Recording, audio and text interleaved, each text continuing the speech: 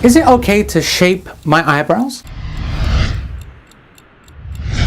So getting involved with the eyebrows, whether it's shaving, plucking and so on, is a really problematic thing. Back to the issue we were speaking about concerning the difference between cosmetic and corrective surgery.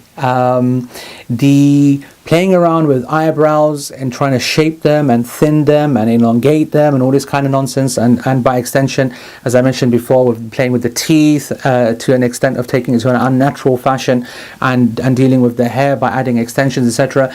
These come under cursed categories. The Prophet ﷺ, for example, when it came to the eyebrows rather, cursed the one who does it and the one who it is done to.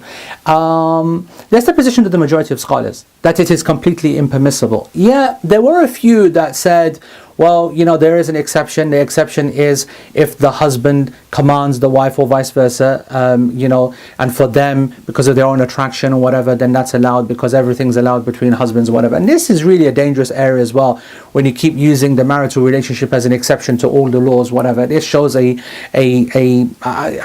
strong word, but almost a disregard for the hukm in the first place, for the command in the first place. And it's only feeding into this problem of, you know, playing around with our faces and playing along into that shaitanic principle of changing the creation of Allah. Now, let me make it very, very clear that I'm not referring to abnormal hair, because, man, it is obligatory for someone to get rid of dodgy looking hair. If you've got hair growing like here or there or down the middle, which is not right and not cosmetic. Removing hair from the middle is not cosmetic. That's something corrective. That's abnormal hair. Women should be removing any hair. We don't want to see any hair on any woman's face in any kind of way. And males themselves, of course, very different when it comes to the rest of the hair on their faces, when it comes to the ruling of beards, and that's for another time. But when it comes to actual the shaping and the thinning and, you know, all this threading and all this nonsense, women know exactly what I'm talking about. And sad to say, men now have been in this game as well.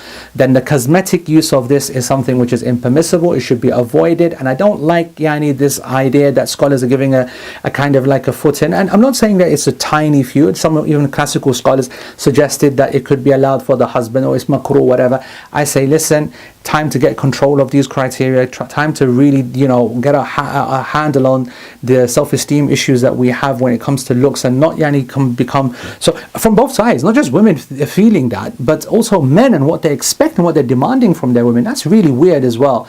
So respecting the Sharia, respecting a hadith of the Prophet ﷺ and his warnings, I think is far more important.